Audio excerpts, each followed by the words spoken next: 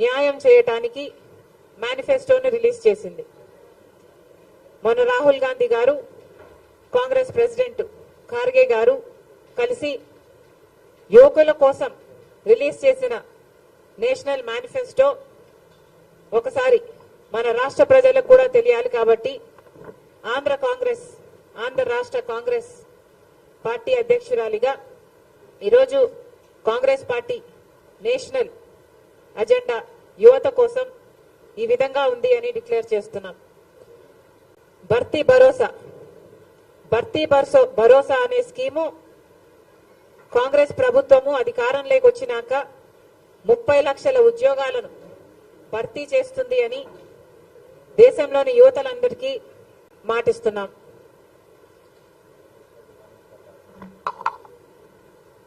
పక్కాగా మొదటి ఉద్యోగం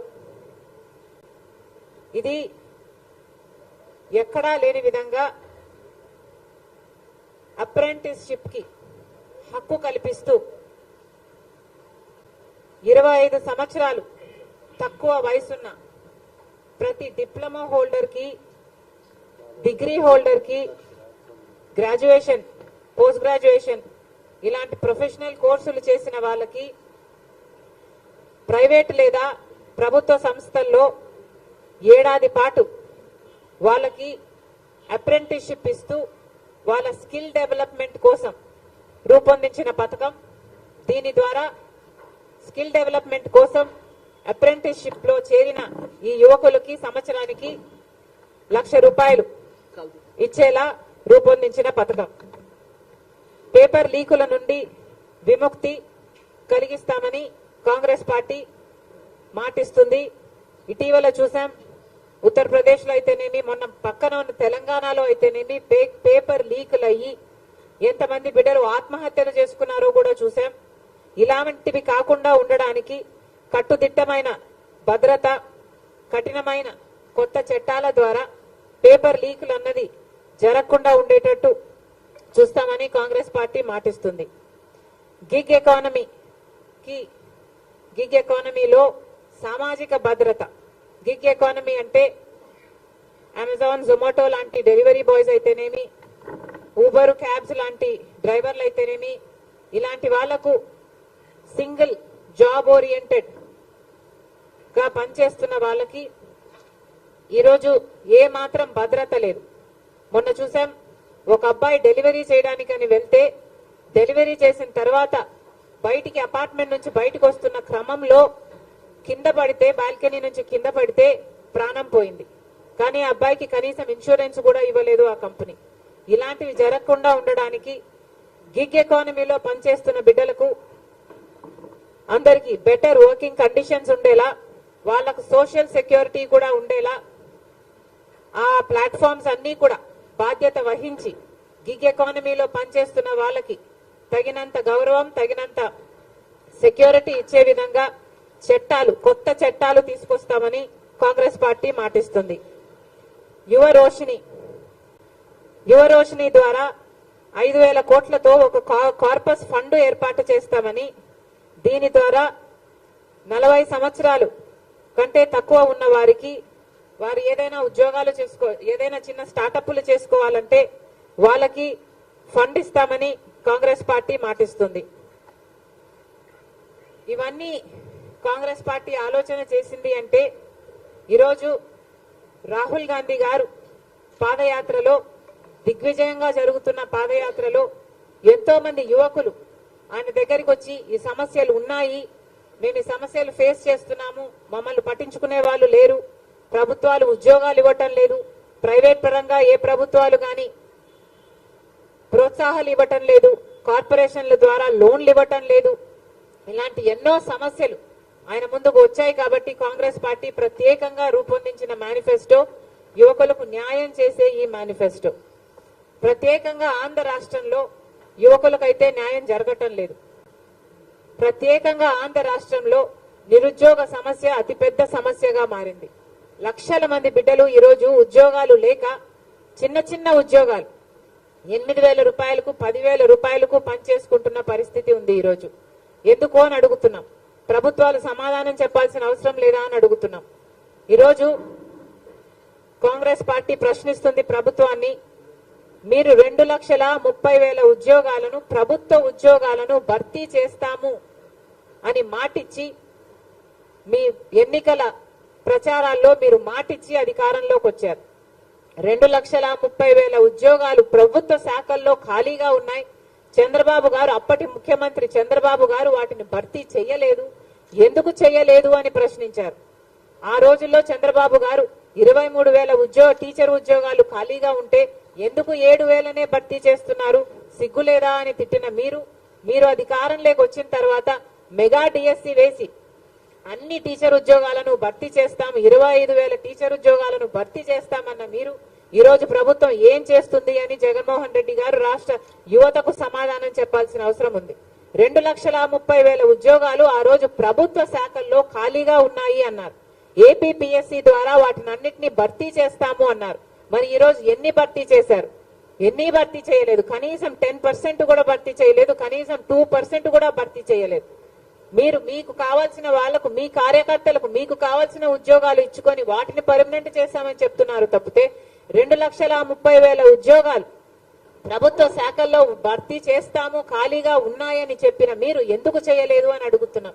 కనీసం మీరు చేయకపోగా, బిడ్డలకు సమాధానం ఇవ్వకపోగా ఈ రోజు మెగా డిఎస్సి వేస్తామని చెప్పిన మీరు 2,30,000 ఉద్యోగాలు ఒక పక్క వేయకపోగా ఈ రోజు 23,000తో మెగా డిఎస్సి వేస్తారు అని 5 సంవత్సరాలుగా పిల్లలు ఈ రోజు వరకు ఎదురు చూస్తూనే ఉంటే ప్రభుత్వం ఈ రోజు చేసింది ఏమిటి అంటే ఒక దగా డిఎస్సి 6,000 ఉద్యోగాలతో ఒక దగా డిఎస్సి విడుదల చేశారు. ఇది ఎక్కడి న్యాయం అని అడుగుతున్నాం. ఆ రోజు 7,000 ఉద్యోగాలు చంద్రబాబు విడుదల చేస్తే టీచర్ ఉద్యోగాలు సిగ్గులేదా అని మీరు తిట్టారు. మరి మీరు 6,000 ఉద్యోగాలే భర్తీ చేస్తున్నారు అంటే, దానిల కోసమే మీరు పరీక్షలు నిర్వహిస్తున్నారు అంటే, అంతకే మీరు నోటిఫికేషన్ ఇచ్చారంటే, అది కూడా ఇంత ఆఖరి మూమెంట్ లో ఇంకా ఎలక్షన్లు 2 నెలలు ఉన్నాయి అనంగా మీరు విడుదల చేశారు అంటే మీకు ఏం చిత్తశుద్ధి ఉంది అని అడుగుతున్నాం. ఇన్ని రోజులు ఏం చేశారు? 5 సంవత్సరాలుగా ఏం చేశారు? మీకు ఆ రోజే తెలుసు 2,30,000 ఉద్యోగాలు ఖాళీగా ఉన్నాయి, భర్తీ చేస్తాము అన్నారు. మీకు ఆ రోజే తెలుసు 23,000 ఉద్యోగాలు, టీచర్ ఉద్యోగాలు ఖాళీగా ఉన్నాయని తెలుసు. మరి 5 సంవత్సరాలు మీరు ఇవ్వకపోగా లాస్ట్ 2 నెలలు ఇచ్చారంటే మరి ఇన్నేళ్లు ఏం చేశారు? మీరు గుడ్డి గుర్రాలకు పళ్ళు తోమారా? రాష్ట్ర ప్రజలకు సమాధానం చెప్పాలి, మన బిడ్డలకు సమాధానం చెప్పాలి. ఎంతమందికి ఉద్యోగాలు ఇస్తున్నారు? ఈ రోజు ఉద్యోగాలు లేక బిడ్డలు ఆత్మహత్యలు చేసుకుంటున్నా పట్టించుకునే వాళ్ళు లేరు. మేము కాంగ్రెస్ పార్టీ దానికి విరుద్ధంగా, మీ చర్యలకు విరుద్ధంగా మేము ధర్నా చేయాలని అనుకుంటే ఏం చేశారు? ఎంతమంది కాంగ్రెస్ పార్టీ నాయకుల్ని ఎంతమంది ఎక్కడికక్కడ హౌస్ అరెస్ట్లు చేశారు.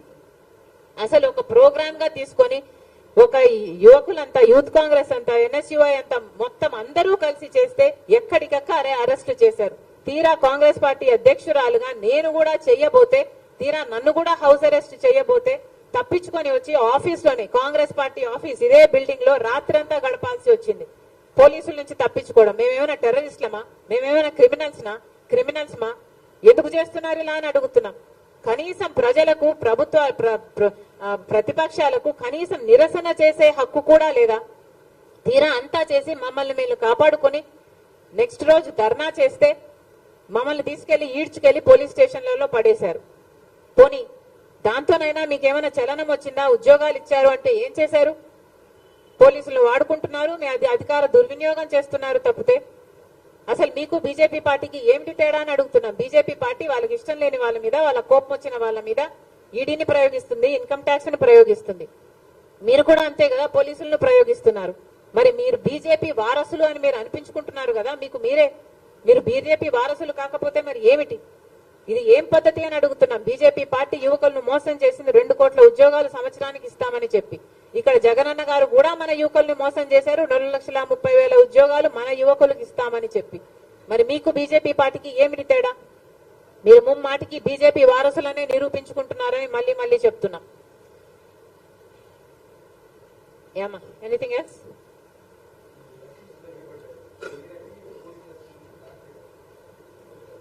దగ్గరికి వస్తున్నాయని మీరే చెప్తున్నారు కదా, క్లారిటీ కూడా వస్తుంది. All in due time. ప్రక్రియ జరుగుతుంది. ఓకే, అంతేనమ్మా.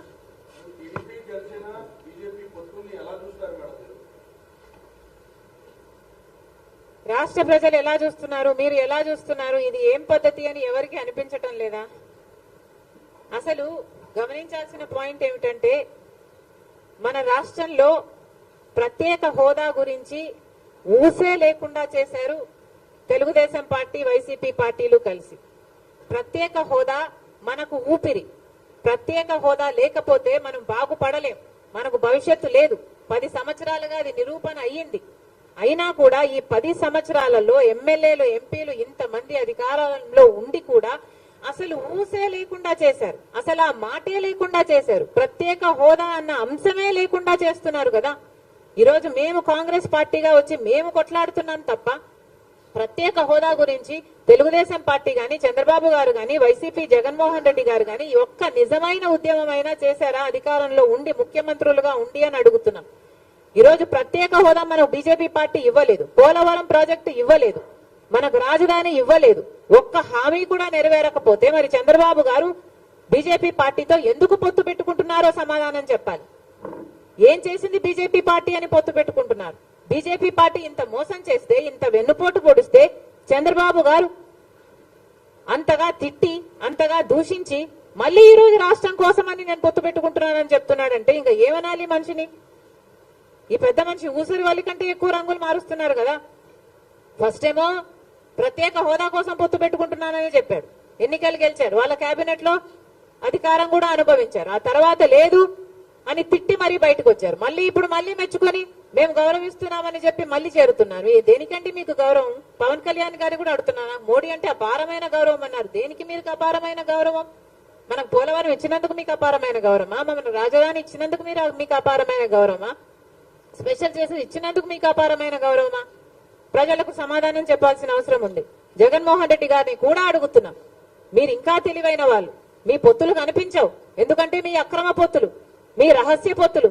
చంద్రబాబు గారైనా బహిరంగంగా ప్రజలకు చెప్పి పొత్తులు పెట్టుకుంటున్నారు, జగనన్న గారైతే రహస్యంగానే పొత్తులు పెట్టుకుంటున్నారు. ఇన్ని సంవత్సరాలుగా బీజేపీ పార్టీని ఒక్క ప్రశ్న అడిగింది లేదు. ఇన్ని సంవత్సరాలుగా ఎన్ని బిల్లులుంటే ప్రతి బిల్లులకు మద్దతు ఇచ్చారు జగన్మోహన్ రెడ్డి గారు. ఇన్ని సంవత్సరాలుగా ఎక్కడ వాళ్ళకి ఏ అధికారం కావాలైనా బీజేపీ పార్టీ నాయకులకి మనది పెట్టిందే, ఇక్కడే అడ్డా అన్నట్టుగా ఏది కావాలంటే బీజేపీ పార్టీకి, ఏ ప్రాజెక్ట్ అయినా బీజేపీ పార్టీ తీసుకోవచ్చు, ఏ అధికారమైనా బీజేపీ పార్టీ తీసుకోవచ్చు, ఏ దేనికైనా రెడీ అన్నట్టుగా జగన్మోహన్ రెడ్డి గారు వ్యవహరిస్తూ బీజేపీ బానిసలుగా మీరు ఎందుకు వ్యవహరిస్తున్నారు అని అడుగుతున్నాం. బీజేపీ పార్టీకి తెలుసు అవినీతి చేస్తున్నారు అని బీజేపీ పార్టీ చెప్తూనే ఉంది. మద్యం మాఫియా అంటారు, మైనింగ్ మాఫియా అని చెప్తున్నారు, వాళ్ళ నాయకులే వచ్చి మాట్లాడుతున్నారు. మరి మీకు తెలిసినప్పుడు మీరు ఎందుకు ఏ యాక్షన్ అయినా తీసుకోవడం లేదు ప్రభుత్వం మీద? ఈరోజు మద్యం మాఫియా ఎంత భయంకరంగా జరుగుతుంది. ఈరోజు మన రాష్ట్రంలో మద్యము డిజిటల్ పేమెంట్సే లేవు. ఎవడు మద్యం కొనడానికి వెళ్ళినా క్యాషే, అంటే క్యాషే పెట్టి కొనాలట, డిజిటల్ పేమెంట్సే లేవు. మరి మీరు క్యాష్ పెట్టి కొంటుంటే అసలు ఎంత అమ్ముతున్నారు? స్టేట్ ట్యాక్స్ ఏంటి, సెంట్రల్ ట్యాక్స్ ఏమిటి? అసలు పద్ధతి పాడు ఏది ఉండాల్సిన పని లేదా? కేంద్రంలో అధికారంలో ఉంది, మీరు వాచ్ డాగ్స్ కాదా బీజేపీ పార్టీ? మీరు ఇక్కడ యాక్షన్ తీసుకోవాల్సిన అవసరం లేదా? మీ ఈడీలు, సిబిఐలు, మీ ఎంక్వైరీలు ఇక్కడ ఏం పనిచేయవా? మీకు తొత్తులుగా ఉన్న వారి దగ్గర పనిచేయవు, మీకు వ్యతిరేకంగా ఉన్న వాళ్ళ దగ్గర పనిచేస్తాయి, వాళ్ళని మళ్ళీ లొంగ తీసుకోవడం కోసమే. ఇది ఏం పద్ధతి అని అడుగుతున్నాం. మాఫియా జరుగుతుందని తెలుసు, లిక్కర్ మాఫియా అని మీరే చెప్తున్నారు. సిద్ధమని పెద్ద పెద్ద సభలు పెడుతున్నారు. ఒక్కొక్క సభకి 90 కోట్ల రూపాయలు అవుతుందట. ఎక్కడి నుంచి వస్తున్నాయండి ఈ డబ్బులన్నీ? సిద్ధమని పెద్ద యాడ్ క్యాంపెయిన్ నడుపుతున్నారు, 600 కోట్లు ఖర్చు పెడుతున్నారట. ఎవరి డబ్బులు ఇవి? ఎక్కడి నుంచి వస్తున్నాయి ఈ డబ్బులన్నీ? ప్రజలందరూ కూడా ఆలోచించాల్సిన అవసరం ఉంది. Thank you.